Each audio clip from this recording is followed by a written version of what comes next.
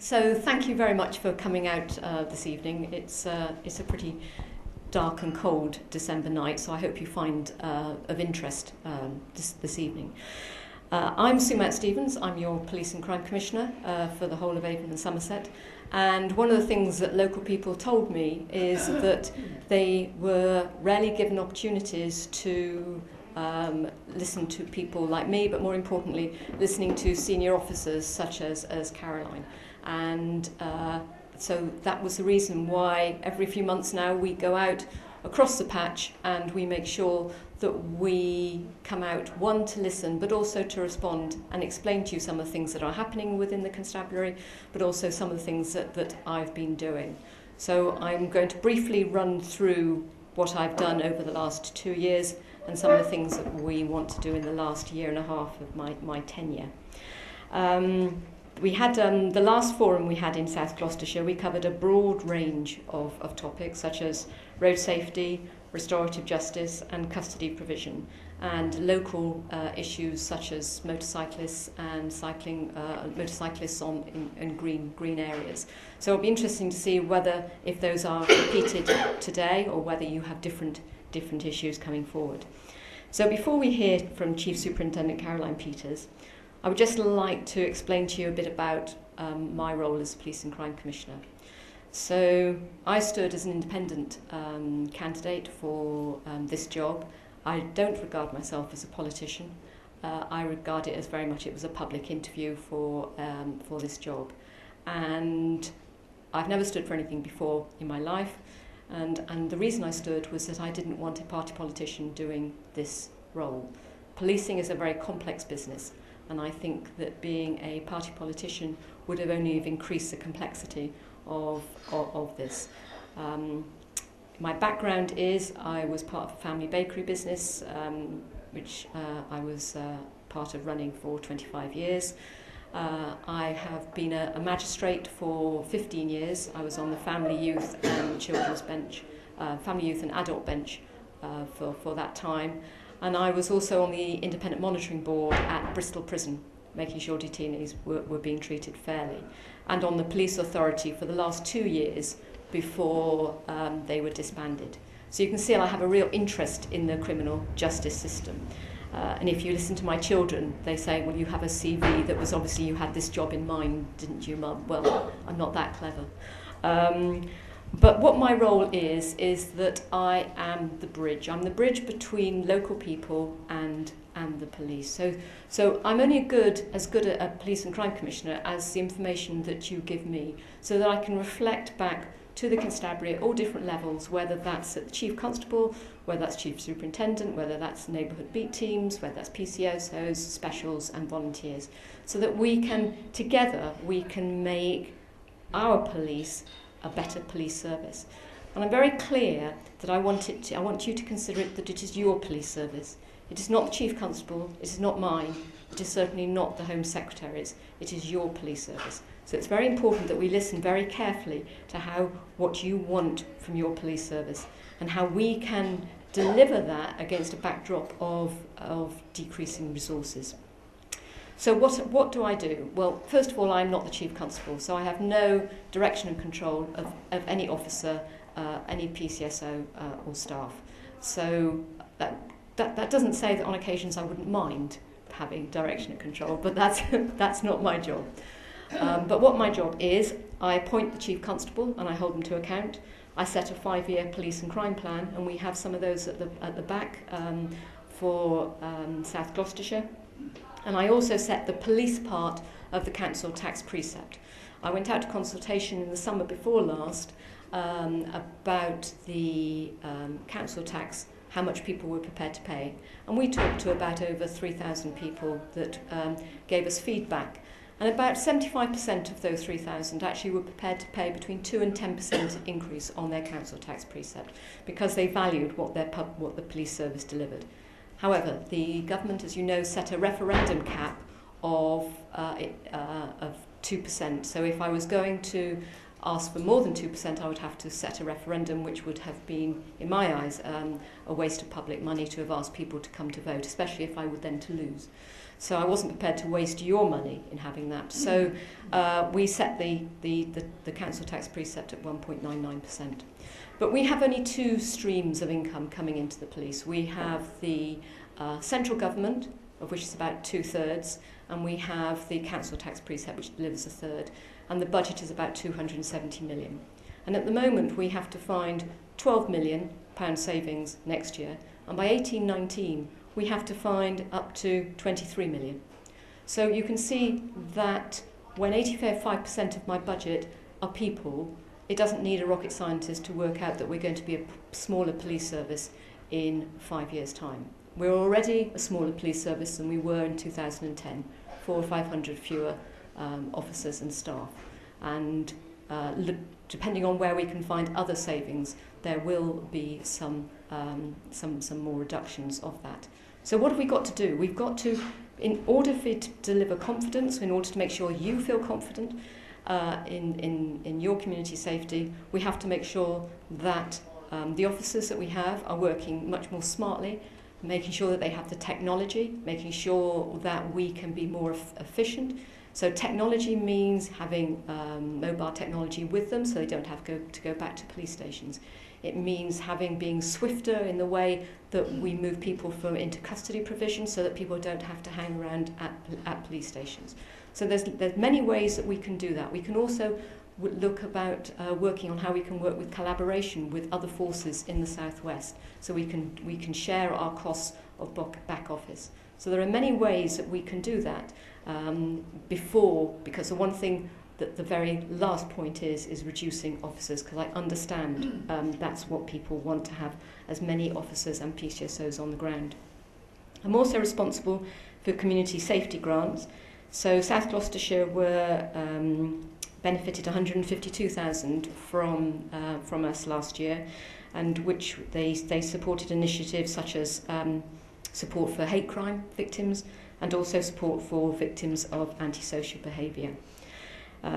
Not only is my role responsible for police, but it's also, as it says in the name, Police and Crime Commissioner. So I'm also responsible for trying to prevent as much crime from happening in the first place, but also the whole of the criminal justice system, which can involve courts, prisons, probation, and offenders when they come out the other side. So some of you may say, well, that's an enormous remit, how can one person do that? Well, I have a phenomenally good team around me, which support me on doing that. But it's also important that we get all the organisations to come together, and instead of working in silos and thinking about how can we protect our own budget, we've actually got to be a lot less precious and actually share our budgets, because we are far more effective together than we are trying to do our own thing, trying to pass what I call passing the monkey from my shoulder over to other people's shoulder. Actually, let's solve the problems rather than pass the parcel. So my job is, as Police and Crime Commissioner, is to make sure I'm listening to you. And if you think about in the year before, in the police authority, before the Police and Crime Commissioner started, they had about 250 people who contacted them. I've already had over 7,000 people who've contacted me. And some of you will say, I bet they're all complaints. No, they're not. They're people who actually want to give us feedback of how we can improve the police service. And there hasn't been that opportunity before of how you can contact a very visible, direct person. After all, I replaced a committee of 17 people, and there probably aren't many people here who could name any of those 17.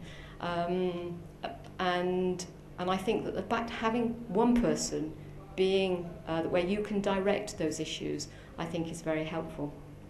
But it's also important that I go and listen to the quiet voices. So rather than just sitting in the ivory tower in Portishead on the hill, my job is to go out and listen to people. So I try and spend one day a week out in the community listening to what I call the quiet voices, listening to people who may not have any engagement with the police, or maybe too much engagement with the police. So maybe talking to the homeless, to those people who are suffering from substance misuse, to those people who, mother and toddler groups, and the elderly, the older community, who may not have any contact or want to have more contact. So it's important that I go out across the whole of Avon and Somerset to listen to as many people as possible. And of course, Avon and Somerset's a very big patch. We cover 17 parliamentary constituencies, so South Gloucestershire in the north, to west as far as Minehead, down to Yeovil in the south, and across to Bath, and including Frome and Bristol. So you can see it's quite a wide area for us to listen. And it's making sure that we're not just too urban oriented as well, making sure we are listening to the rural communities. If you think that 2/3 of Exmoor is in Avon and Somerset, so you can see that we do cover a large rural community. But the whole point of a meeting such as this is that we are much stronger together, which is why I'm very supportive of the work that Constabulary are doing about Neighbourhood Watch, Community Speed Watch, and PACs, making sure that those communities are being able to access the police, and the police are being able to feed back on the issues that are important to you. In the police and crime plan, there were 4 areas that I have set the police as priorities, and these were priorities that I went out to consultation on with local people. And that was tackling antisocial behaviour, burglary, louder voice for victims, and sexual violence. So you can see that those were the 4 priorities which I have basically asked the Constabulary to deliver on. But one thing that came very clearly, which I hadn't included, of which trust me, I now get the message, is road safety. And I had a lot of people who contacted me to say that they thought that should be a further priority. And road safety can mean different things to different people. So in certain areas it can mean cycling on pavements. In others it can mean that their village has been torn in half because of the fact that people are speeding through their villages. So it can mean a whole range of things. And that's why we've invested more in Community Speed Watch, in speed cameras. Mobile speed cameras, we now have 9 vehicles that go out to detect speeding, and we've also got 3 motorbikes now. And the reason we've done that is that there are many villages that were not able to accommodate a van because of the narrowness of some of the roads. And so by having some of the motorbikes out there, we are able to detect that. So that has been very welcomed by many of the communities. We also have an action fund. We have some details of that. And so if, as a community or any groups of community, that you want to apply to us for a grant of up to £5,000, you can tackle very local issues in your local area. We put £200,000 into that grant each year, and we give out those grants every quarter. And some of them can be quite wacky, and some of you may think, well, why are we doing that? Well, for some of you, some people have come forward with some strange ideas, but that have really worked, and it's backing local people. It's it's almost making sure that those projects can get off the ground. And if I just tell you a bit about the park in St Andrews in Bristol, where we gave a grant for wildflowers. Now you're thinking, why would you do that? Well, actually, the amazing result that it has brought down antisocial behaviour a considerable amount, and also the community have taken back that park. That is now part of their park. It's not where people can hang out before with antisocial behaviour, taking drugs and drink. So it's taking back that community, and that has worked really positively. One of the areas that I will be concentrating on the next year is making sure that there is a much louder voice for victims. Victims have a very tough time in as much as there's no book to tell you how to manage being a victim. And victims have come forward and told me that they can be approached by either far too many organisations or none at all.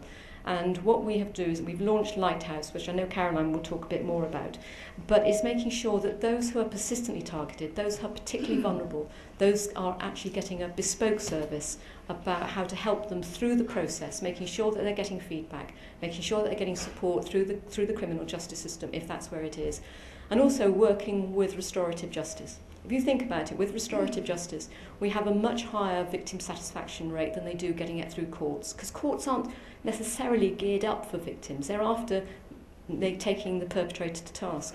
But victims, if they've been through restorative justice, is an 85% victim satisfaction. So as long as restorative justice is victim-led and done by properly qualified individuals, it has been very successful with certain types of antisocial behaviour and crime.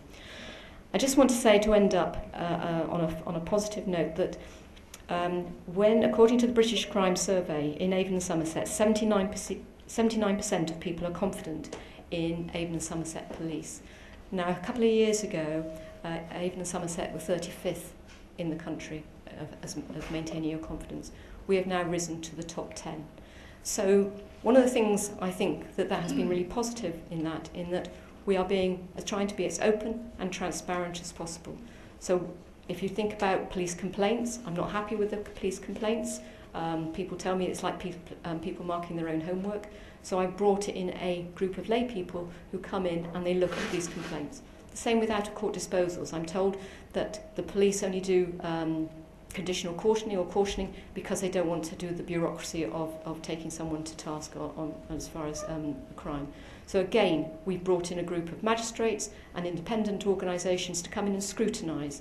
So, and the same with stop and search. That's what the police are doing, are bringing in a panel of lay people, because I want people to come into the police service. In the same way we have the ride-along scheme, so if you want to go out with a police officer and see what actually happens for a shift, you can come along and actually work with a police officer on that. Because one of the things that I want to work with senior officers is I want openness, honesty and transparency. And when I say to the new graduates of police coming through, I say to them that local people will forgive them if they make a mistake. After all, the only people that don't make mistakes are the people who don't make decisions. But what they will never forgive us for if we cover it up. If you look at Plebgate, Tomlinson and everything else, that's where the police have covered up issues, and local people, quite rightly, will not forgive us for that. So that's a brief canter of what I've done, what I'm going to do, and I'm now going to hand over to Caroline to talk about what she's doing in her area. Thank you. Good evening, everyone. As already Sue's kindly introduced, I'm Caroline Peters. I'm the area commander, not just for South Gloucestershire, but also for Bath as well. But obviously, we'll be talking all about South Gloucestershire tonight. I've been in post probably for about 8 to 9 weeks now, so forgive me if, when it comes to question time, there may be some of the detail that I might not know, and if I look dazzled and glazed, I might look at my colleague John behind, which should keep him awake and alert, just in case, just to cover off anything that I'm not too sure on. But I've been out and about and trying to get to see as many people as possible, and I have to say it's an absolute privilege and an honour to have been posted to the North East. It's always been high in our estimations around policing, and it's absolutely right. It's a very safe place to live and work. And it's absolutely my priority to make sure that continues, certainly while I'm here. So I'm just going to go through just a few slides, and obviously afterwards, if anyone wants me to go back to anything or to clarify anything, I'd be more than happy to do so. But I just wanted to give you very much a local overview of what certainly the significant changes that have happened within the constabulary, what that means to you. And what we're doing about some of the issues that matter the most to you. And it all falls really from our service promise to all our communities within the force area, and to engage with our partners and public to tackle crime and antisocial behaviour, and to listen to communities and to partners to ensure that we deal and tackle with the issues that matter the most. So as a consequence of that, there was an awful lot of consultation to establish what it was that the public absolutely wanted from us. And this is very much what Sue's point was around transparency and openness. I think historically police have been very good assuming we know what you need and what we need to do for you. But actually with you living and working within these communities, it's important that we need to know what matters most to you. So what the public told us was that to be there when you needed us, be visible and accessible to you and the community, to treat you fairly with respect, to tackle the issues that matter most and keep you safe, and to keep you informed and say what we're going to do. And so what we did was, through the consultation, we looked very hard at this, and this is what the public can expect from us. You know, we will respond to your request for services in the right way. You will have access to Avon and Somerset Constabulary. It is 24 hours a day, 365 days a year. We will treat you professionally and with fairness and respect. We will listen and tackle issues that matter to you, and endeavour to prevent crime and protect you from criminals and keep you informed. And it's not something that we've put out there just as a statement. We are living and breathing this, because we absolutely believe this is the right way to do, to make sure that we engage with everyone. More importantly, to understand what is concerning you and how we can address it in the right way. So the operating model, some of you may have heard about this operating model, and as always been spoken to around the years of austerity and the significant amount of savings that we've had to do, it gave us a huge opportunity to really have a look at how the constabulary was fit for purpose, how it would look like in the future. And it was very much important for us to use this as an opportunity to see where the demand for policing should be. Did we have the right resources? Did we have the right trained personnel?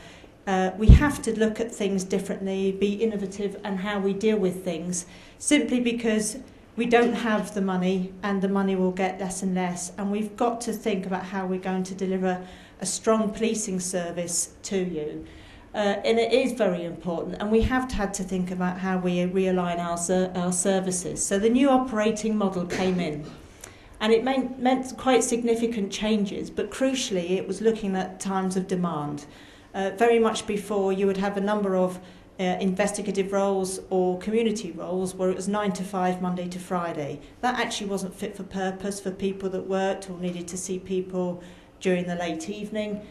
So we looked at when the requests for services were coming into the force and what that demand looked like. So what does it actually mean for you in the community? I think one of the key concerns has been around what will happen to the neighbourhood teams. Will you lose the number of resources? Will that role be diluted? And it absolutely will not. Again, through significant consultation, we looked at how we could realign the neighbourhood teams with the response teams, which meant that they were working closer together. It meant that everyone was more informed of what was happening locally. More importantly, if there was a request for demand cross-border, we would be able to serve that as well. And so we've aligned the neighbourhood teams to the response teams, to the 5 shifts, and also then made sure that we've got additional staff serving needs during the evening. So there'll be no dilution of the commitment to neighbourhood policing. Far from it. It's probably going from strength to strength. And what will happen with that is, combined, there will be opportunities within that rostered week or that rostered shift to talk about what is important, what's happening within the community, what triggers are coming out, what crime trends, who is responsible and who is owning the crimes, who's dealing with a particular problem or tackling an issue in the area. The shift patterns have been amended to increase the resource availability at peaks of demand. It makes absolute sense. We need to be there when you want us to be there. But each beat will retain its dedicated beat managers and PCSOs, which was absolutely critical with this piece of work. So they will continue to retain their identity and focus. So you will have a neighbourhood policing team. And actually for South Gloucestershire, the neighbourhood teams and the numbers and resources numbers haven't changed significantly at all. So just touching upon this, as Heather has alluded to, around crime reduction. If you look at how many crimes have been recorded over a 10-year period, if you go back to 2004, when total crime was 18,500 recorded crimes, it's now just under 12,000. So there has been a significant reduction. And a lot of that has been done, even though we've had a reduced number of resources, we've been able to tackle using intelligence a bit more effectively and efficiently, using our resources efficiently to tackle those areas and work with multi-agency partners, which has been really good. So just on satisfaction, and that's already been said, but for us, the total victims of crime that were satisfied with the whole experience, the complete experience, was 9 out of 10 people. And this is over a rolling 12-month period. Particularly victims of antisocial behaviour, 8 out of 10 were satisfied with their whole experience. It's equally as important just to tackle crime and antisocial behaviour, because this is what impacts on people. There are some of these protracted issues that really go on, and we've been very much victim focused here and seeing what actually causes most harm to communities. And we're proactively doing it by making sure that we're more intelligence led and that we put the right resources in the right areas. And we work with the communities together, and we're working with agencies. I think particularly that's worthy of note is around South Gloucestershire. We looked at the statistics, and I won't throw lots of statistics at you tonight, but just to give you one that I'm quite proud of, we've improved from fully resolving cases of antisocial behaviour from 35% up to 58%. So that's the whole package, which has been a significant improvement. It was one area within South Gloucestershire that did need a lot of work around it. And what we have done to change that is to make sure that we're doing the very basic things right. So we're understanding what the complaints of antisocial behaviour are. We're looking at doing a risk assessment. We're making sure that we've got other agencies involved to make sure that you're getting a complete package, which is really important. This has been assisted with the new antisocial behaviour dispersal powers that went live on the 20th of October. So if there's particular areas that are causing us significant concerns, we now have new powers, as do the council, to disperse individuals or groups that are causing upset and concern within the community. I just wanted to touch on, as they are, the priorities for the constabulary around domestic abuse and burglary. And you will see there's a commonality with a few things on here. And it's important for us that, when I said about doing the basic things right, is to prioritise our attendance. So when the demand comes in, particularly in the late evening, and there's a number of outstanding call logs, our priority will always be to attend any incidents of domestic abuse and burglary. And it's very much around victim focus to ensure that we cover all their needs and we can at least support them through the whole process. What has helped us with this as well is particularly around the live intelligence tasking. So what I was referring to before with the operating model, we have redesigned how we work with intelligence. So we're more dynamic, we're more on the front foot, we're using all sorts of technology to know. So whereas before we'd call them hotspots and areas where we're likely to see a crime trend, a burglary trend, we concentrate our efforts and resources to make sure that we get the right people there and prioritise attendance.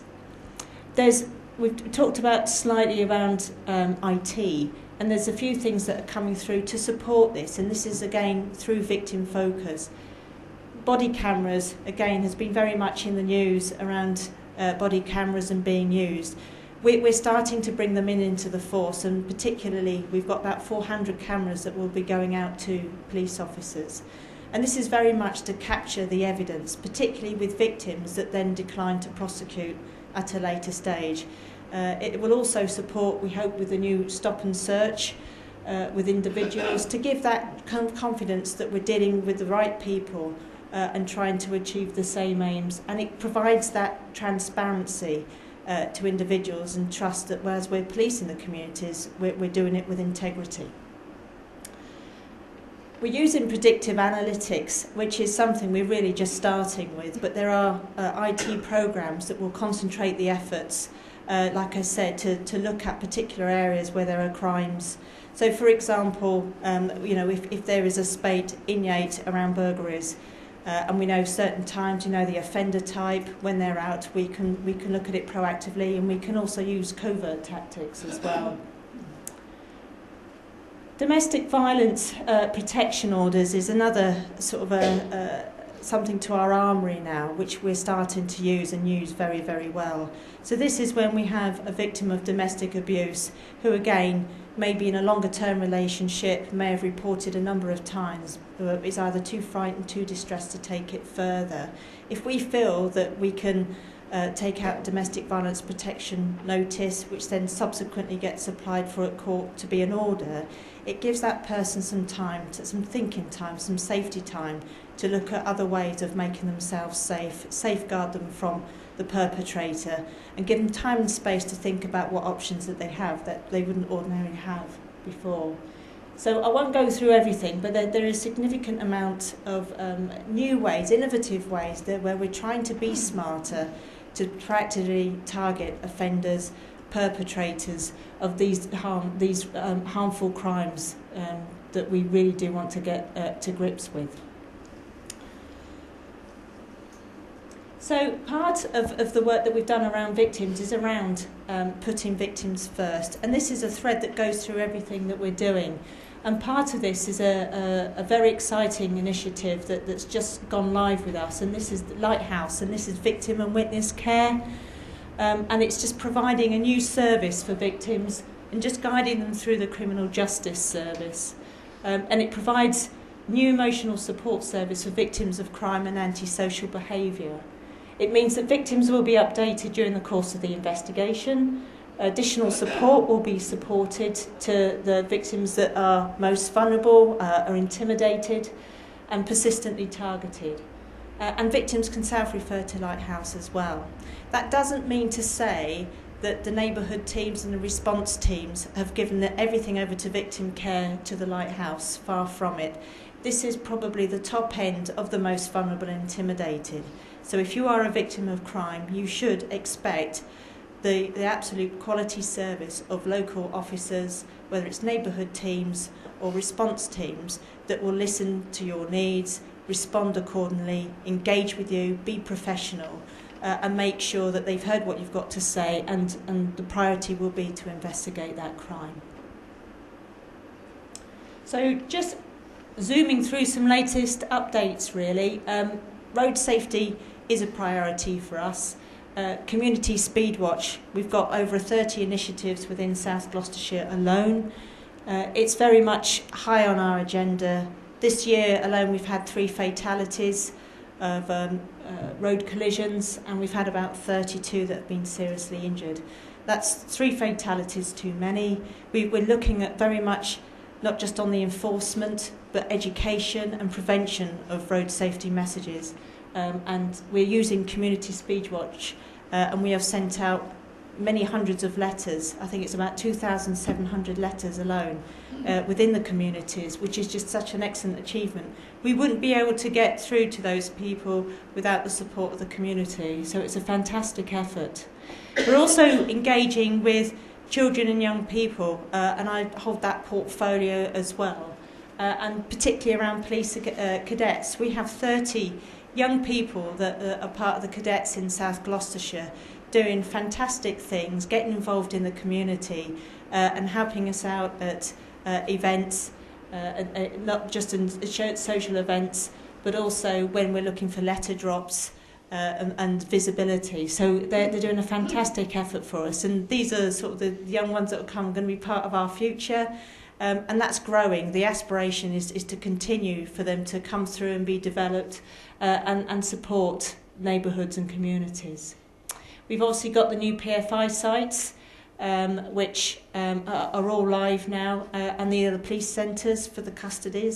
But we've also got Filton, Southmead officers that have gone in there. But as part of the collaboration, we're very much working with town councils, co-location. It's very much, we see it, and so do other agencies, really important to collaborate together, work together, share information far more effectively. And there's a real desire to do that. Community triggers, very much part of the antisocial behaviour. Again, individuals or groups can raise a community trigger. So if there are 3 antisocial behaviour events that happen or incidents that happen, it can be escalated, and again with the community engagement can then get together to devise collaborative or action plan to do to reduce that antisocial behaviour in the area. Increased reporting of domestic abuse. We have seen an increased reporting of domestic abuse and serious sexual offences, which again is a positive in that people have got confidence to report these crimes to police. Very successful neighbourhood watches as well. We've got other things as rural crime, which again is a force-wide issue, but before has previously been bubbling below the surface, and obviously economically people with suffering from barn fires, theft of tractors and other plant can be significantly poor for them, and they do suffer and has been probably suffered in too much silence in the past, but we're very much looking and having someone dedicated from a strategic point of view to look at rural crime. Thank you. So just back on the road safety, these are sort of the initiatives that we're doing. We're coming into Operation Tonic. So this is our Christmas drink drive and stopping people. We've used the special constabulary, but obviously we use our roads policing teams as well. And again, incredibly successful. We're also distributing drink and drive posters to pubs and councils and using social media. And using certainly the South Gloucestershire Road Safety Team are deploying their drunk simulator with the neighbourhood policing team at different locations. So we're trying to get those messages out around the community safety aspect, but actually obviously with Christmas and drinking and Christmas parties, the nighttime economy, it's really, really important that we invest in these road safety operations. Okay, just touching on other areas of crime and criminality that we have. We had Operation Rebus, which particularly around Yate and Chipping Sodbury, we were very proud of this investigation because it significantly disrupted the drug supply and possession of drugs around Yate and Chipping Sodbury. 18 people were arrested during a 2-day operation, and Class A and Class B drugs were seized. And it's just a big thank you really, because a lot of community intelligence came to support the operation with this, and without that information coming forward we wouldn't have achieved such a successful operation. Many people have got now terms of imprisonment as a result of this, and the drug supply and possession in those areas has significantly reduced. So it's an excellent operation all round. And just finally, even though I've only been sort of here for 8 weeks, I had to take the full glory with this one because it was the Neighbourhood Policing Awards that were held recently, where we had officers, staffs and volunteers that were rewarded for hard work within Avon and Somerset. And as you can see from that, we took 4, I think, of the 7 Force Awards. So we had the top PCSO in Taylor for Cadbury, Heath and Oldland. We had the North East Area Neighbourhood Beat Team, which was Thornbury and Elverston, and also Natalie Draper, who was the Beat Manager of the Year from Thornbury, and DC Celia White from Everson's Green, who was the Outstanding Customer Service Award. So we've got really good people, and I'm very proud to say we've got some excellent police officers and staff that really do feel passionate about the area. A lot do live on the area as well and have been here for a number of years, but actually incredibly proud of what policing services they deliver to you. But clearly it's important that we make sure that we hear what you have to say, and where there are areas to improve, we're here to make sure that we take those on board and we work with you to make sure that we deliver the policing service that you deserve. Thank you.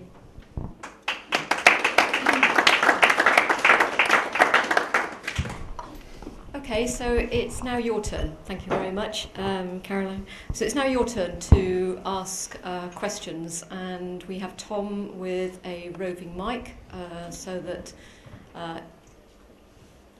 this gentleman here, please. Can you hear me? I think crime has undoubtedly fallen, but there is a problem reported in the press, the difference between reported crime and recorded crime. A chum of mine in Hampshire had his attempted burglary, officer came along and investigated it and reported it as malicious damage. And there's a local force, like to think it isn't yours, where there were about 100 cases of reported sexual assaults which weren't recorded. You obviously are aware of this problem, but can you respond? Yeah. First of all, I will respond, and then I'll ask Caroline to respond. First of all, let me say, and I have been very public about this, I was very disappointed on how badly Avon and Somerset have done as far as integrity on their recording figures. HMIC did a report, and we were in the lowest quartile of the police forces in England and Wales. I have made my disappointment very clear, and I have looked at the figures. Now, HMIC, when they did the report, they went back to the year's report, which was figures in 12 and 13. The constabulary had already recognised that they were doing particularly badly. So what has been done over this last year is that we have been working, as far as the PCC and the office, we have been scrutinising very closely what the constabulary are doing. And they are getting better, so they damn well should be. Are they doing well enough? No, they're not. Are they going to get better? So I'm told, but I've been told that before. So I have written to the acting chief constable, and I will have a meeting in 3 months' time, and we will continue to dip sample. We meet every month with the Force Crime and Incident Registrar to make sure that that is given the focus that there is, and that there is no pressure on them to record them in a different way. I've gone out on the ground, and I've spoken to officers. One, to make sure that although we don't have targets, was there a move because there were targets that this could have driven behaviour, and I'm assured that might have been in the past, but that doesn't exist now. I will be watching that very closely. But I'm also being told by officers that there was some confusion in as much as that for the right reasons, they weren't necessarily recording the crime. And let me just give you an example, that they may have not wanted to criminalise a young person by recording a crime, that they didn't want to give that young person necessarily a downward spiral to which to go. The information now has gone out very clearly to officers, and will be continuing to do over the next year, is that recording a crime is not discretionary. You have no discretion in the police service not to record the crime. The discretion comes post-recording the crime on how you deal with it. And I think so for some good reasons, there may have been some confusion in the past, but I can assure you that that mistake will not be happening going forward. But as far as, I'm going to ask Caroline about what's happening in her area, but I can assure you that in Avon and Somerset, we will not receive a report like that from HMIC again. Caroline. I think just to add on to it, the national crime recording standards and the Home Office counting rules is a complicated book. And I think I absolutely agree that we need to have an accurate recording of what crime is happening across South Gloucestershire, because we need to know that we've got the resources allocated to the right areas, and more importantly, we're addressing the needs of that victim of that crime. So it's absolutely right, and there doesn't have to be an interpretation of those two set of rules. However, they can, to operational officers, perceived to be quite complicated. And Sue's absolutely right. It's absolutely incumbent upon us to make sure that we get that training and that support, so that if someone does deal with a crime and a report of crime and isn't sure on what it is to make sure that they speak to a supervisor or someone from headquarters that lives and breathes this, to make sure that we are recording it absolutely accurately. So from a South Gloucestershire perspective, for me, I absolutely need to know what crime is being recorded and what reports are coming in, so that I can absolutely allocate the resources to that. So what we are doing locally is through various leadership days and team days is to make sure that people understand that if, you know, don't be shy, if you assume it's something and you're just putting that down but you're not too sure, you know, the figures aren't going to be accurate, is to ask someone, ask a supervisor, ask an inspector to make sure that they've got the right one. And just to give you just an idea of how fine the difference is between recording, if you have, for example, a gentleman in the street and his wallet is stolen out of his pocket, pickpocket, but no violence is used and they take his wallet, that's actually a theft from person. If that person had that wallet stolen out of that pocket but some force was used, or resistance, or someone stumbled as a result, then that would be a robbery. And it's a very, very fine line, because if they're not sure, you could quite easily say, well, I stumbled, you know, but actually it was someone using the force to get that wallet. And if the right questions are asked by that officer to elicit that information, you could see that robbery being recorded as a theft from person. And if that then comes up the chain and I'm looking at how many robberies I've got and I've only got one, but actually I've got 5, I may not concentrate the resources on that. So it's absolutely important, but it just shows you how difficult or interpretation can be wrong. So for us, like I said before, it's doing the basic things right, and it's making sure that we ask sufficient questions of the victim to make sure that we've got an informed decision on how we're going to record that crime. Okay. Thank you very much. I did send a couple of questions in. How many police officers are on duty on an average shift in South Gloucestershire?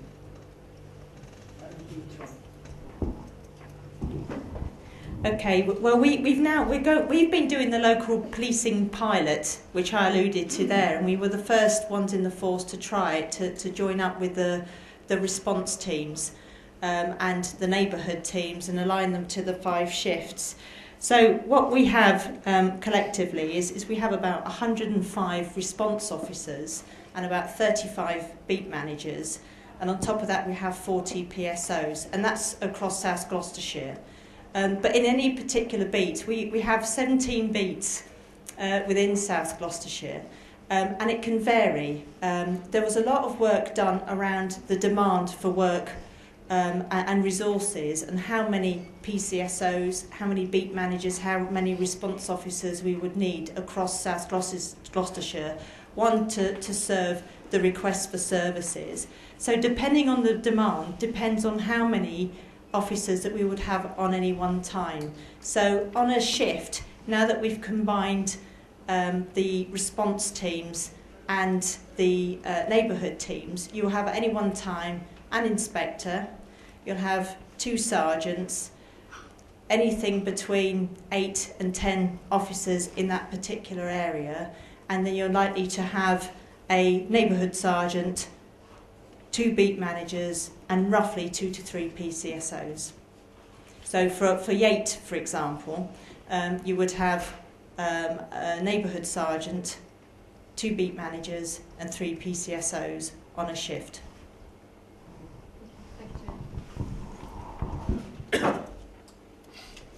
Okay, are there... Yes, I'll wait for the mic here, otherwise people can't hear the question. Thank you. Yes, I sent the question in advance, and it's a 2-part question. One related, I represent... Sorry, that's... Oh,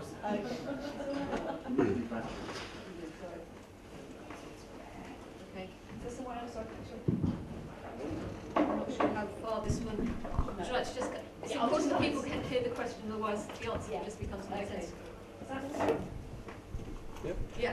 Okay, right. The question was, the Frampton Cotterell Beat team is currently down to one PC and one PCSO, and rather than one PC and 2 PCSOs. And I wanted to know, when do you hope to have the team back to full strength? And a sort of wider question that you've touched on already, which is, are you happy that the new operating model is giving sufficient priority to neighbourhood policing?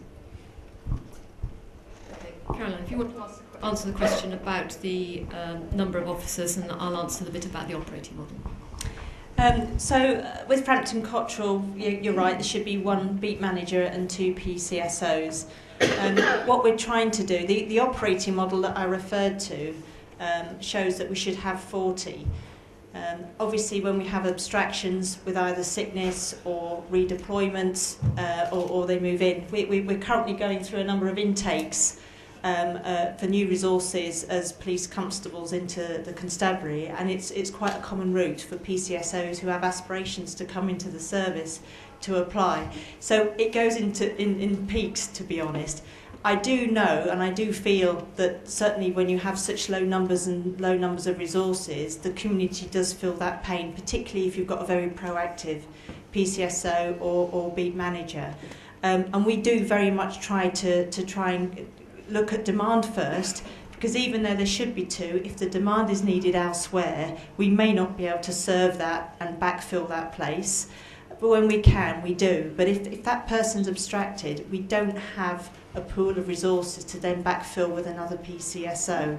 So it's not an ideal situation, but what we try and do is, now that we've got the local policing teams together with Response and Neighbourhood, that any demand that comes from any particular area, there's more people now on the teams that can to hopefully serve. You may not get that absolute local service with that person being absent, but if it's something where we can then apply for more PCS posts, we will do, and then we look to then fill in that post, particularly for Frampton Cotterell.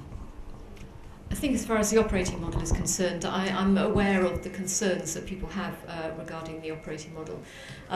And I think as far as neighbourhood beat teams are concerned, or neighbourhood representation, is that I've made it very clear, and so have the senior officers of the constabulary, to make sure that in fact that gets reinforced, and that is at the bedrock of how we intend to support the constabulary, to making sure that we have as strong as neighbourhood teams as we can.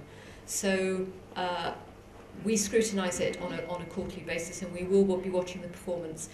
We were working with the community safety partnerships as well to see whether we pick up anything from there, and I will be the first to make representations to the constabulary if I think that is being diluted. But that at this moment, I actually think it's being strengthened rather than being diluted.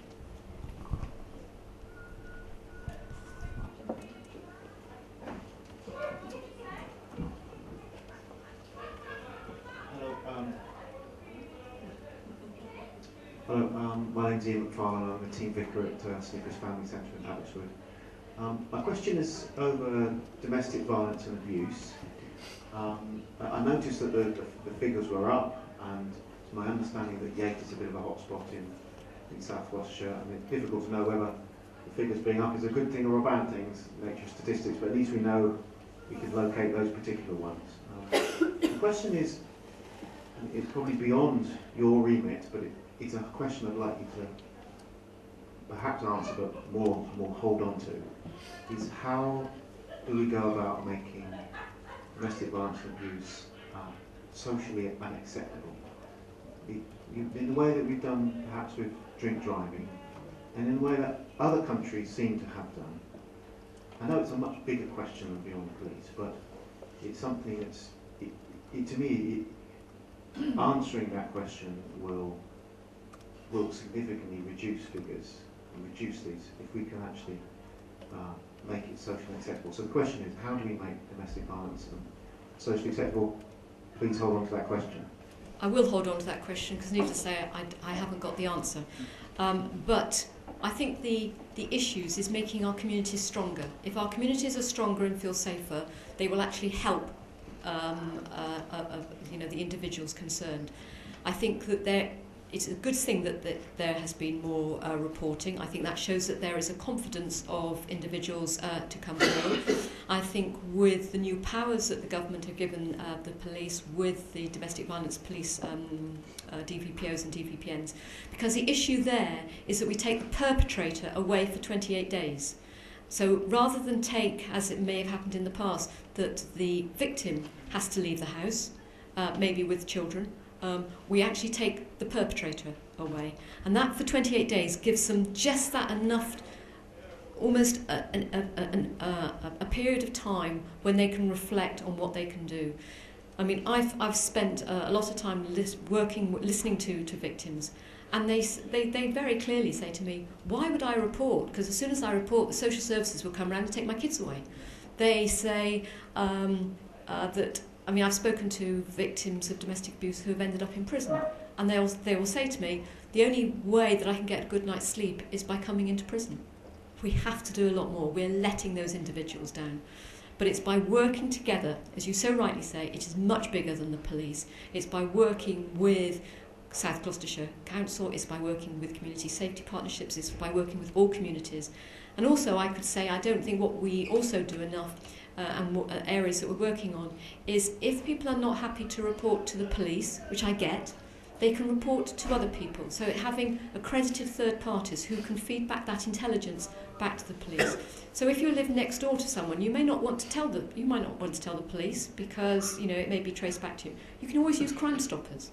I don't think enough people think about Crime Stoppers because it's anonymised, but actually that is an area you can use. And we're working with accrediting well-known organisations that people can go to and get that safety of being able to report an issue. Because, like with all intelligence, you don't know if you've got the final bit of the jigsaw that the police are waiting for. So that is the area. Caroline, do you want to add to that? Yeah, if I can. I mean, I've personally investigated domestic abuse from being a DC up to DCI, and I think in over 25 years, I think we have come massive and made massive forward move. However, we're still getting incidents, nationally where you've got victims of domestic abuse that are being killed by partners. The risk assessments have been done. We've had serious case reviews and everything else, and there's still so much to be done. I think there are a number of really strong tools that have come out now to support this. I think the notices and the orders very much give some time and space. And to highlight an example, we recently dealt with an individual and in a long-term relationship, in a very nice house, private education for the children and everything, and had been a victim of domestic abuse for over 20 years. Never reported it to police because you're going to lose the house, potentially lose the children and everything else. And just one assault too many, reported it to the police, and then panicked, and then thought, no, I don't want to do it. But we were able to use the victim services and the support just to give her that time, and we took that decision from her, and we were able to sort of put out a notice which gave her those 3 days initially before it goes to the court, to give her that time and space, not necessarily just to speak to the police or the Lighthouse team, but to other agencies that have seen so many similar ones, to give her that confidence and that empowerment. And that's one of the key things I think that we see more of, is the empowerment for victims to make those decisions. And if we can take that threat away, even if it's just for 3 days, it's a huge 3 days, and it's probably the first 3 days this lady had slept for a long, long time. And it gives them that empowerment. But it's something that has been here since time began and will continue to be, and it's getting that trust and confidence of victims to be confident to come and report it, whether to us or to other agencies, and for us to provide that service that gives them the confidence that they'll be able to report it again and something will happen. And that's where we have to get to make sure we've got that. And again, it's whether through neighbours as well that hear it, to have that confidence to report it to the police or through any aspects so that we can deal with it.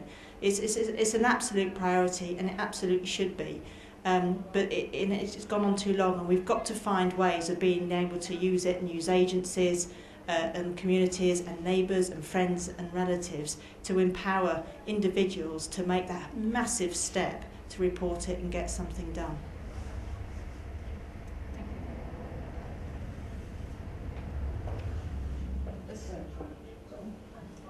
Okay. I come over from Kingswood. How do you see drug-related crime incidents in the last 12 months? I can't give you the number of drug-related incidents. I mean, obviously, drugs, again, it's a bit like domestic abuse, has been there for so long. When we gave an example of Operation Rebus, those similar operations are being conducted all right across the force. I think where we can improve and have improved is through our intelligence tasking. So if there's the real issues, or if there's issues that have come through the community, a bit like the antisocial behaviour where there are issues, we're able to collate that information. We now have more proactive resources that are dedicated to deal with these issues.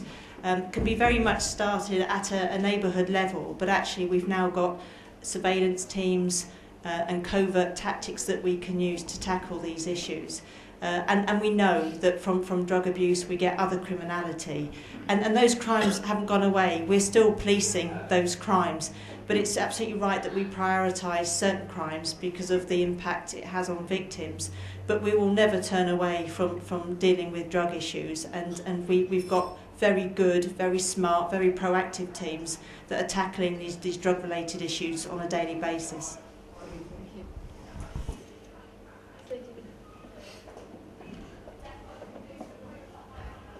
Yes, good evening. I was part of Bristol Optimists, where we appreciated your community grant for the gift box campaign on College Green. What was interesting about those few days that we were in College Green was the amount of people that weren't aware that trafficking existed, and also we had a young gentleman who came to the gift box who was a victim of trafficking, and as we were working with another charity we were able to refer him on. And I also spoke to a lady who had lived in Nailsea who had said that she'd reported her neighbours because what she thought was apparent abuse going on, but it transpired that it was trafficking. These people had been trafficked in. Given that it is happening at a local level, what do you feel or believe could be done to raise the awareness of a crime which is often hidden and unseen?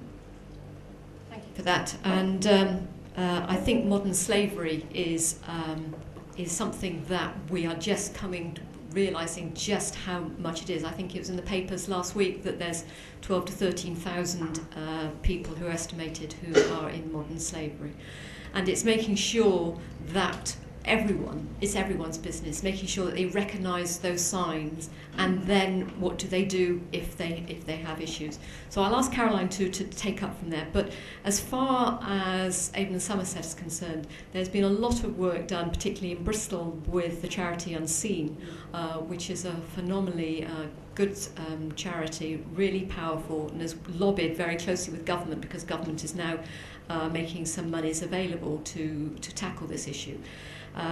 We're also at the moment we're going to do a pilot next year with modern slavery, with making sure that we have extra support in Avon and Somerset that's outside the areas that the government is going to fund. So before someone has actually been put into the national referral mechanism, and then afterwards as well, because we don't think there is enough support that what the government has done. But there has been a very steady increase of training for police officers and PCSOs and staff, and I know throughout local councils now there is again, so that anyone who does meet the public or do go out and do home visits know what those signs to look for, and I think that that's a really powerful message, and I believe actually that we really have no idea how many people are being trafficked. Yeah, thank you. I think it's a reason why a lot of police forces are having to modernise, because we're now in receipt of crimes that we never really knew about or existed, and had no idea on what the numbers were. So you have human trafficking, slavery, child sexual exploitation is now very much in, and we're just getting to grips with the size and the scale of what it is, and also cybercrime. So there's huge areas that are coming through that we're just starting to grapple with, and we have to modernise to make sure that we can deal and tackle with these crimes, and human trafficking is one of those. I think certainly for us, a lot of effort is now being put into training with frontline staff to understand and see the signals and to speak to people and understand what they're actually dealing with. But again, there's a whole wave of new criminality that's coming in that we've really got to have an understanding of and invest, certainly within technology, to help us understand and deal with it. Cybercrime, again, I think it's 1 in 5 victims now are a victim of cybercrime nationally. Child sexual exploitation, massive concern. And we've had some very good, excellent local operations where we have targeted, particularly in Bristol, gangs, most significant, and we've had one recently that was on national news as well this week with the Bristol. And it's again an education. It's educating communities that we have individuals, we have groups, gangs out there that are making money and causing huge amount of despair for victims and other individuals. And we've just got to keep trying to get onto that curve to make sure that we're on the front foot. I don't think we're there yet. I think we're just understanding it, and I think our agency partners are understanding it on the level that we've got. But the only way we can tackle it is, again, with communities to tell us what's going on. You know, if there's a house next door and there's lots of visits there and there's young people going into that address, tell us about it, because we can work on that intelligence and proactively do something about it. So it's very much a two-way thing for us, and we need that community intelligence that's out there, because they are incredibly resourceful and innovative as criminals, because there's a lot of money to be made in huge amount of despair to victims, and we've got to get it right, but it's going to take a little bit of while. We've got to put in lots of disruption, activity and prevention and education, and more importantly, bring these offenders to justice and put them away for an awful long time. Any more questions?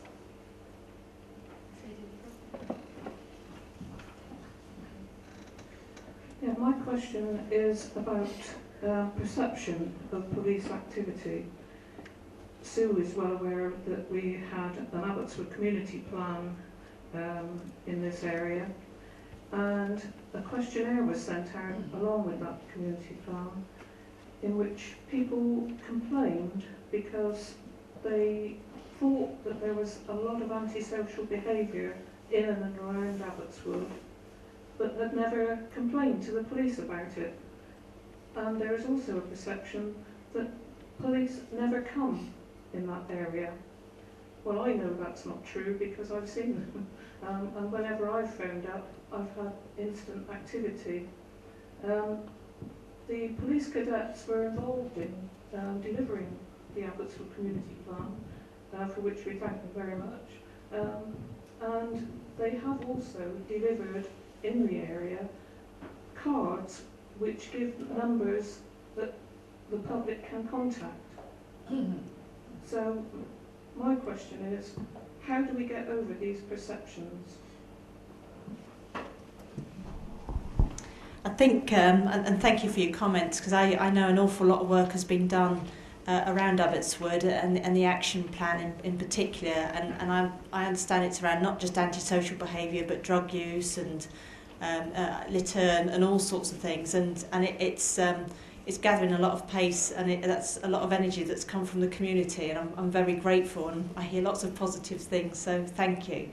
I think it's something that we constantly tackle with, particularly with resources getting leaner. The visibility issue is the first thing. You will often get reports to say we never see a police officer or a PCSO anymore.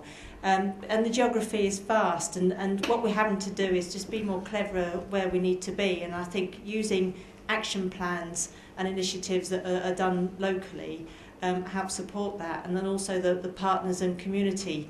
The PAC meetings is a great area to make sure that we get that engagement and then able to deliver what's happening out there and communicate that out to people that may not be sighted. And we're making great efforts to go through social media. We're losing local media, letter drops, using the cadets to get that extra visibility out. And it's something that's continually a work in progress, because there's great initiatives that have been done collectively with communities, police officers, PCSOs, special constables in particular. And we've got to make sure that we just keep those communication, those key messages going out to the public.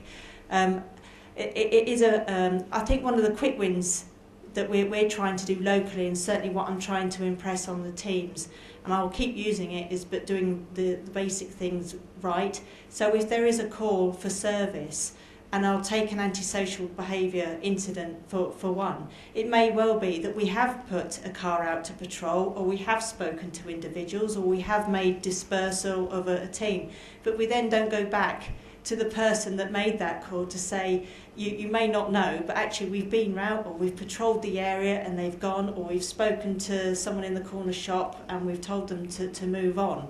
And if we don't go back and tell people what we've done, it's a bit of an own goal, really. And so what we're trying to do is, even though if people are saying, well, I've done that, I've been out and we've informed, you know, our comm centre, go back to the person that made the phone call. And if that person isn't in, just put a note through the letterbox to say, we got your phone call, we have been round, we've been round at 7 o'clock, 8 o'clock, 9 o'clock, we've dispersed so many people, or we've spoken to some individuals and we've moved them on, so that you know that they've been and done the job that you've asked them to do. Can I just make another comment? Last Saturday night we had a Christmas event in Abbotswood, which it's estimated about 300 people attended, and as far as I know we didn't have any problems. But the following day I was told by one of the ladies in McCall's that a lot of older people are afraid to go round there, especially after dark, because we've got this perception of groups of teenagers, basically, who gather, and they don't actually cause problems, but It's there's the a perception that they are going to. Yeah, thank you. Thank you. I'm a local councillor. First thing I'd like to do is to congratulate the local teams on the work they're doing. They were superb on Saturday, because I was down at Abbotswood as well. And it's all very easy for everybody to tell you what's going wrong, but sometimes it's nice to know something's going right, and it is. You've actually covered the issue I was going to raise, and that was this issue to do with not reporting back. I had exactly that problem. I had somebody nagging at me about something to do with a parked car, which was causing visibility problems. I got the registration, I put it through on your forms online, I followed it out with phone calls because I didn't hear anything. And actually things have been done, checked. Actually couldn't do anything when it came to, but the point was I didn't know. And we're trying to work in partnership as a council, and we need to have that feedback so we can actually tell residents what's going on, and we can say actually, no, the groups of kids that were down at Abbotswood aren't causing the problem, and actually try and sort something out so the older people actually get to talk to the younger ones. Yes. It's just been done elsewhere. So it's that sort of thing we need to do. Can I ask a different question? Because the National Health Service at the moment has got a problem with people not knowing what number to ring for what. You know, the hospitals getting blocked up at A&E and all this sort of thing, and people are totally confused. One of the best things that came through my letterbox recently was a fridge magnet. And on that it told me what number to ring if the power went. And I just wonder if the emergency services ought to do something in the way of fridge magnets, so that, yeah, actually people do know what number to ring for what, and not just the police, but all the emergency services. So if it's a flood, if it's this, it could be quite simple. It just lists on a fridge magnet. People will actually stick things on their fridges. You put it on a card, it goes into the recycling, or gets tassy, or it falls down the back of a unit or something. So it might be a cost-effective way of doing something. Thank you for that, and I think that's a very positive one, not only explaining the 101 number for the police, but also putting a range of all the blue light services and working with local authorities as well of useful numbers. So we'll take that back on board. Thank you. Okay, have we got any more? Have we got any more questions? Oh, may I have another one? Sorry, can I just have the gentleman behind, Right. and then we'll come to you. I don't think you like just a simple question. You talk about reduction in numbers, etc., etc. this might seem a bit off the wall, but are there any plans to begin privatisation of any services behind the scenes or on the front line of anything? With any service? I think I better answer this one.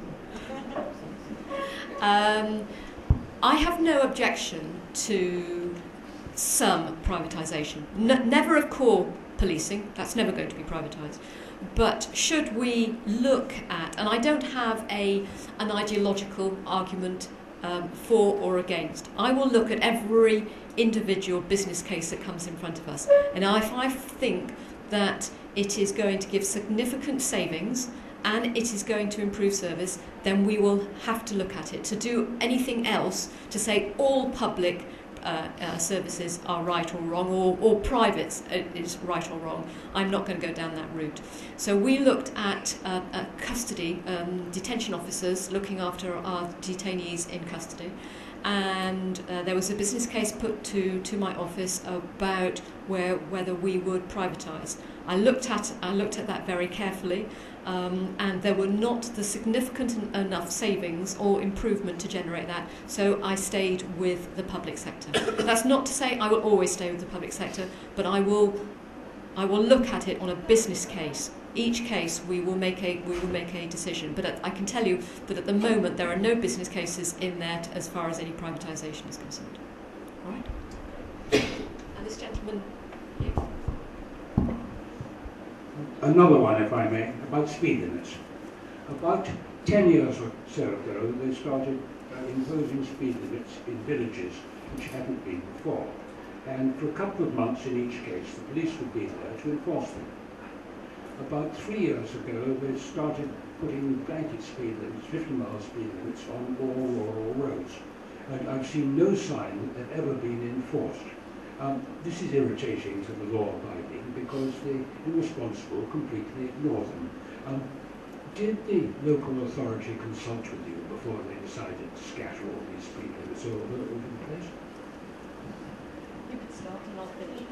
Yeah, I might be a bit quick. I'm probably a bit out of the loop around that. I do know that there's an awful lot of 50-mile-an-hour limits around. I've noticed myself around it. I mean, certainly from an enforcement point of view, and we had a question recently around 20-mile-an-hour limits, particularly in areas where near schools, at times when there was a lot of pedestrians, or that it was an accident hotspot. And I think we've very much taken the view that if the decision is made with the local authority, the highways agency, to say whatever the mile per hour is going to be, whether it's 50 or it's down to 20, that from a policing perspective, yes, we should enforce it. But we will always look at what the education and the prevention measures are first. And we will always throw that back to local authorities and the highways to say, what other ways can you do? Because we just simply don't have the resources to do it. However, if it's then an area that has to be targeted, and we do, and I accept you may not have seen them, but we do. We've got a number of speed enforcement cameras that do go out, and we've got them populated across the force now, and very successful. And they are driven by what the community wants. So if there is an area where we think people are driving too fast, then raise it as an issue, because we can always deploy the speed enforcement cameras to do that piece of enforcement if needs be. And it does. And I do accept that, suddenly everyone will abide by that limit, and when they realise that the camera's not there anymore, that they go. I mean, we very much are acutely aware of our numbers of killed and seriously injured on the roads, and that has suffered an increase around it. And I think it is with people becoming complacent, and they've also got speed controls that tells you that a speed camera's coming up, so they dutifully do that, and then they go off and speed again. But we can and do target and enforce in areas where there's a community need to say that people are flagrantly going above the speed limit, because speed kills. And we've been to too many incidents where very young people, and elderly as well, have lost their lives needlessly because people have driven selfishly and driven too fast to be able to stop.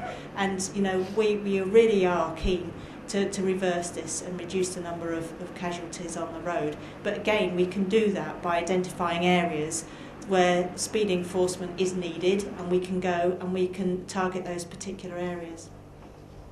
If I can just mention the fact that across England and Wales, those who are killed and seriously injured is coming down, but in fact in Avon and Somerset it has gone up. One of the issues that local people have said to me about making it a priority, and if you think about it, when we had the fixed speed cameras, when they were switched on in 2003, the number for every year, the number of people who were killed came down every single year until 2010. In 2011, 2010 they were switched off. In 2011, they stayed the same because you still thought they were switched on. In the last year, that number has now gone up quite significantly. So where we have the tools, we need to switch them back on because we have the technology, we have already the paraphernalia, the yellow boxes and everything else, so we can do it at a reasonable cost. That and the speed cameras, the mobile speed cameras, we have to do that because if you think about it, we have about 450 people who are killed or seriously injured on our roads in Avon and Somerset each year. That is the same as 2 jumbos crashing in Avon and Somerset each year. We wouldn't be having this debate about speed cameras if we had 2 aeroplanes falling down in Avon and Somerset. So for the constabulary, you have to go and tell the next of kin, their families, about people who are not, people who've been killed who are not coming home. That's why speed does kill, and we are all very complacent about when we get behind the car that sometimes we get to where we've got to and you think, actually, how did I get here? I wasn't really engaging, I was thinking about someone. So we really are making it important, but it's a bit like the gentleman said earlier, that it's social morality that will actually stop people speeding. It will stop people using their mobile phones in the same way that we've tackled drink driving. It is the communities policing themselves, so it is not acceptable to be on your mobile phone. It's not acceptable to be speeding. But one of the issues that happened a couple of years ago with the 20 mile an hour speed zones is that there was a ruling from ACPO, the senior officers across in England and Wales, saying that they weren't going to enforce 20 mile an hour speed zones. I've spoken very closely with the senior officers in Avon and Somerset, and it is not for the police to decide whether they're going to enforce it. If local, freely democratically elected councils have decided that that is what the speed limit is, you take it up with your local authority. But as far as the police are concerned, then it's their job, particularly in areas where there are hotspots, in hospitals, outside schools, or in areas where it has been raised at packed meetings. It is really important that the police do, where there are resources available, actually do tackle that issue.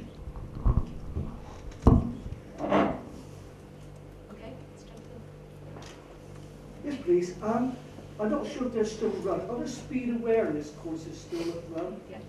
Yeah. Because am I right in saying that, say you're caught doing 30 mile an hour, 39 mile an hour in a 30 mile an hour limit, then you get the opportunity to go onto the course? Okay, let me just answer before we go to operational, because I don't know the limit, and it's probably better I don't know actually. That if you're just above the speed limit in your court, you're offered the speed awareness course, and any money that is raised on that above the cost of running it is then brought back into the force and spent on road safety. Yeah. Okay. If you are fined because you have gone significantly above, and Caroline will explain what that is, if you're, then that money goes straight to the Treasury and we never see sight or sound of it. So Caroline, do you want to just offer any words of advice? Yeah, there are a number of road safety initiatives around that, and particularly one that Avon Somerset is very successful is Bike Safe. Obviously for motorcyclists, but then again there's a huge percentage of our killed or seriously injured that are on motorbikes. And we hold, for the last 2 years, we've held the national event at Castle Combe. And when we talk about complacency, when you get a motorcyclist who even has been riding for 20 years and has seen it and done it and everything else, those bike safe events are incredibly good for not only education, because we have police officers that take them out, and they take them out, and when they come back, they look at it completely differently. So it's actually those tangible examples that actually help. As far as going back to not having had to have gone on a speed awareness course, I'm not too sure, but I know that there is a certain limit, and yes, you would be offered that, and I think it has to be less than 40 miles an hour. If it's over, Sue's right, it has to be a fine. But if you then do it again, and you do it again in the next 3 years, then you won't be offered that speed awareness course again. The point I was trying to make was that perhaps you ought to also offer the higher speed drivers the opportunity to go on a speed awareness course, because they're the ones I think need educated. Yeah. I don't think we're allowed to by law. I think that's. No. I think you make a very interesting point. But at the moment, it's not statutory that we're allowed to offer that. And the other thing I was going to say was, a long time ago, and through a social club where I used to work, we went to the police driving school and took around in a police car and educated about speed. I mean, you're just making a point about the motorcyclists. Yes. Then perhaps it's a thing you might look at promoting for motorists to make them more aware of speed, and also sort of get more friendlier with the police side. Yeah, I mean, we have a couple of things. We have the ride-along scheme, which is offered out to members of the community to go out, and a lot of those messages come out in those conversations as you're patrolling with officers in the vehicles. We also do, in areas of the constabulary, a speed education course for young drivers, and also school leavers as well, which is done, and that is also very successful. And we've got a number of things. I mean, our driving school, again, has had to shrink somewhat, which is why these things like Bike Safe have taken on with other support from advanced riders to come in and support those initiatives. But anything like that, if you can actually draw people in to experience what it is and the effects of going over the limit or falling asleep at the wheel, not having your seatbelt, listening to your phone, really have a huge impact. And it's something I think with the strength of the media and TV, and with everything else that goes on and all the gory films that you had, if you actually had a real life, this is what happens when you're not paying attention or you're speeding, the impact is absolutely huge. And I know we had it in the 70s and 80s where you didn't have, clunk, click every trip, it was the same sort of thing. It had a massive impact. And again, it's just reinforcing those messages through the media and getting people to do that compliance through a social conscience, as Sue says. Thank you. Okay, we have no more questions. Can I thank you all very much for coming this evening? Thank you, Heather, for introducing it and being such a strong supporter working with the police, and for Caroline and for John. But most of all, thank you to you, because you have come out on a very cold evening, and I hope you found this evening useful. So thank you.